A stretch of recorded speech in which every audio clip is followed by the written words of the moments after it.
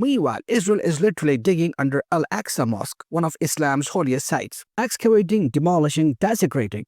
And yet, Arab governments are quiet. This isn't just about Palestine anymore. It's about erasing identity, history, culture. When you destroy mosques, when you bulldoze cemeteries, when you replace people with resorts, you're not fighting terrorism. You're rewriting history with bombs. And while Arab leaders do nothing, who's stepping up? Ordinary people. A massive freedom flotilla is heading to Gaza right now. Activists, scholars, human rights defenders, even Greta Thunberg. And here's the irony. Most of them aren't Muslim. They aren't Arab. They are people who simply refuse to watch genocide happen. Because at the end of the day, Palestine isn't a Muslim issue. It's a human rights issue.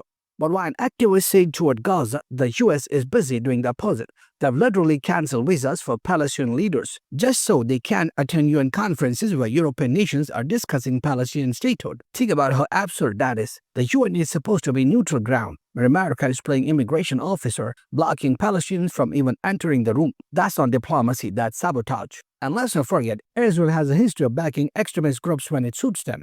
ISIS in Syria, splinter groups in Gaza, all nurtured to divide, to destabilize, to justify more war. Now, reports say Israel is funding Abu Shahab, an ex-ISIS commander, to fight against Hamas. So ask yourself, who's really fueling terrorism here? At the end of the day, here's a brutal truth. 900 Israeli soldiers dead, thousands of Palestinians killed, millions displaced, journalists silenced, children starving. And yet, Netanyahu refuses a ceasefire. Arab leaders refuse real action. America refuses accountability. So who pays the price? Not the politicians, not the generals. It's the kids eating food for the first time in months. It's the mothers bearing their families. It's the people of Gaza caught in a war they never asked for. That's why this story matters. Because when power goes unchecked, when genocide is rebranded as self-defense, silence becomes complicity. And the least we can do is refuse to stay silent. And as long as bombs keep falling in Gaza, as long as children keep dying, we will keep speaking. Because truth, even if buried under rubble, must be dug out and told.